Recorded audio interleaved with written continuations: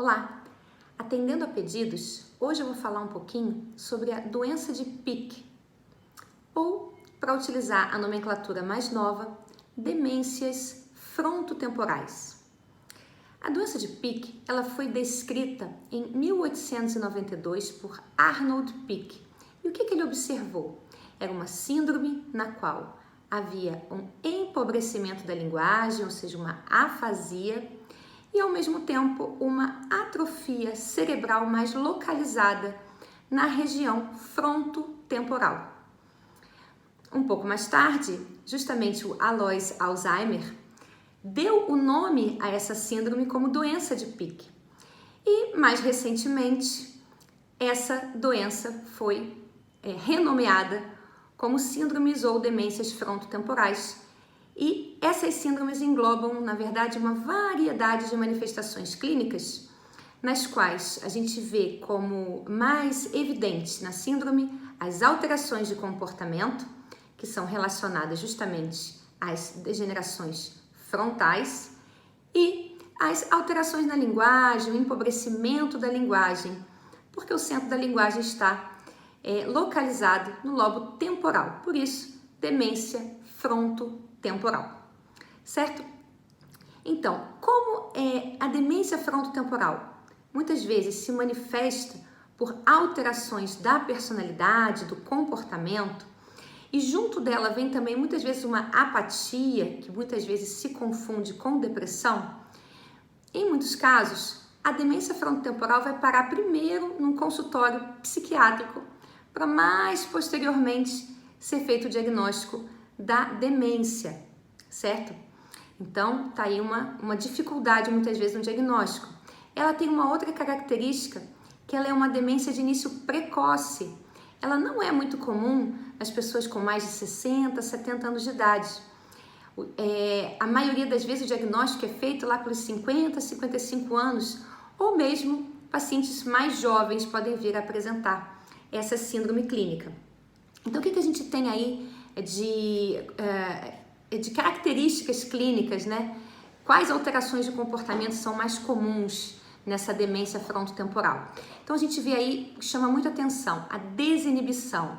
O paciente perde um filtro social, ele toca, ele beija as pessoas com quem eles não têm muita intimidade, urina em público, às vezes solta gases em público sem ter muita preocupação em relação a isso, mexe nos objetos alheios, falam palavrões. Em relação à apatia, a gente observa ali uma falta de interesse, uma desmotivação, as conversas vão diminuindo, a pessoa já não fala tanto e quando fala o discurso está empobrecido, uma maior passividade.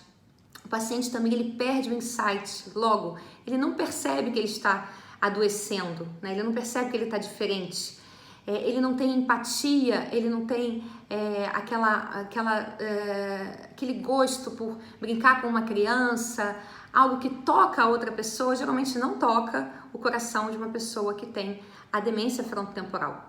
E o que é muito marcante nesse tipo de demência é a alteração da personalidade, significativa e persistente. A pessoa, os familiares, deixam de reconhecer aquela pessoa. Outra característica seria a hiperoralidade. O paciente começa a comer muito, aumenta o consumo de álcool, de tabaco, enfim, o paciente muitas vezes na hora de se alimentar não mastiga direito, come muito rápido. Existem também comportamentos compulsivos, estereotipados, ritualísticos, né, nessa síndrome. Os movimentos são repetitivos e meio sem sentido, isso também chama atenção. O paciente, por um lado, ele pode desenvolver novos interesses, dada essa mudança na personalidade dele, mas por outro lado, ele também se mostra muito rígido na sua personalidade. Ele não muda o tipo de alimento, ele tem muita resistência na mudança de rotina, então existe também essa rigidez na personalidade do paciente que está desenvolvendo essa demência. Como que a gente faz esse diagnóstico? Não é um diagnóstico fácil, também não é uma demência muito frequente. Fica muito mais fácil o diagnóstico, né? Por ser uma síndrome demencial numa idade mais precoce, então qualquer demência que comece a se instalar antes dos 60 anos, a gente precisa pensar na demência frontotemporal. Então a gente tem que fazer uma boa anamnese com o cuidador, com o familiar, porque o paciente não tem o insight da doença, ele não vai explicar, né, o que ele está sentindo, e o familiar vai contar justamente que existe essa mudança na conduta social, essas mudanças alimentares, essa apatia, essa diminuição da empatia, e geralmente o paciente não tem queixa de memória. E o viso espacial também costuma estar bastante preservado, ele se localiza bem, ele dirige, ele não tem queixa de memória, mas ele tem todas essas alterações que eu já citei. A imagem cerebral, ela precisa ser feita, não que ela vá dar o diagnóstico, mas ela vai excluir, por exemplo, um tumor cerebral nessa região frontotemporal ou uma isquemia. E quando a imagem cerebral mostra uma atrofia marcante da região frontotemporal, isso suporta ainda mais o diagnóstico, mas muitas vezes essa alteração da imagem ela é mais tardia, então ela não é necessária para o diagnóstico, certo? A avaliação neuropsicológica pode também ajudar na diferenciação entre a demência frontotemporal e a doença de Alzheimer, ou o diagnóstico diferencial também com as síndromes psiquiátricas, mas também ela não fecha o diagnóstico, não é um diagnóstico fácil, mas a avaliação neuropsicológica pode e deve ser feita porque vai ajudar no diagnóstico. Um laboratório, um exame de sangue também para excluir as mesmas doenças que podem causar demência, né? As alterações que podem causar demência, como por exemplo hipotireoidismo, deficiência de vitaminas, infecções. Um exame de sangue também pode ajudar a excluir outras causas de demência, certo? Em relação ao tratamento, infelizmente as demências frontotemporais, né, pois são várias síndromes, elas não têm um tratamento específico, não tem uma droga que seja assim indicada para essa doença.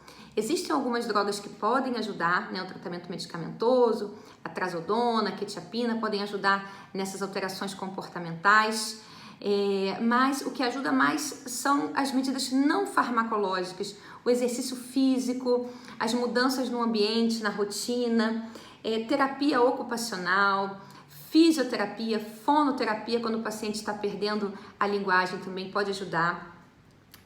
Enfim, técnicas de modificação de comportamento. Então a gente precisa individualizar muito bem o tratamento do paciente com demência frontotemporal, pois não é uma doença simples de se lidar. Mas como eu sempre gosto de colocar aqui, né, a gente sempre tem o que fazer, sempre tem como ajudar, especialmente quando a gente tem o interesse, né, pela pessoa e a gente faz com amor, certo? Então, deixe suas dúvidas, seus comentários, no que eu puder ajudar mais, estou à disposição.